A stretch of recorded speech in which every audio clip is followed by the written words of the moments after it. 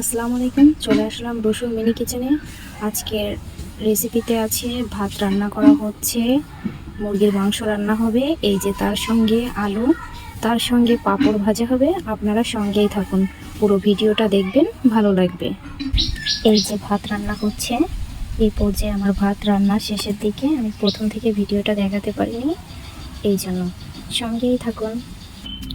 চলুন, ভাত রান্না করা হয়ে গেছে, এবার আগে পাঁপড়টা ভেজে নেব।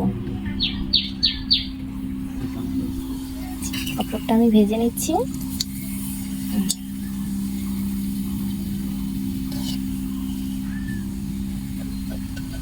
দেখুন কত ছোট্ট পাঁপড়। এই পর্যায়ে আমি চিপস ভেজে নিচ্ছি।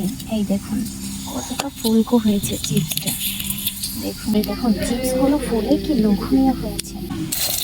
এই দেখুন মাংস চড়ানো হয়েছে, এখন কষানো হবে। মুরগির মাংস কষানো হচ্ছে।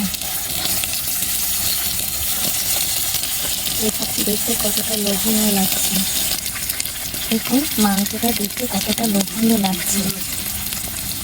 এই পর্যায়ে এই যে আলু, এই আলু দিয়ে দেওয়া হবে। এই দেখুন কুচিয়ে রাখা আলু আমি এই পর্যায়ে দিয়ে দিলাম। এবারে ভালো করে ভুনা করা হবে। দেখুন আলুটা দিয়ে এবার ভালো করে কষিয়ে নেব। এবার ঢাকনাটা দিয়ে ঢেকে দিই। এবার জালটা দেওয়া হবে। এই দেখুন অরিজিনালভাবে রান্না করা হচ্ছে, এখানে কোনো ভিতরে মন জ্বালিয়ে রান্না হচ্ছে না। দেখুন দেখতে কতটা লোভনীয় লাগছে। এই পর্যায়ে আমার রান্না শেষের দিকে, তারপরে খাওয়ার পালা। এই পর্যায়ে আমার রান্না শেষ।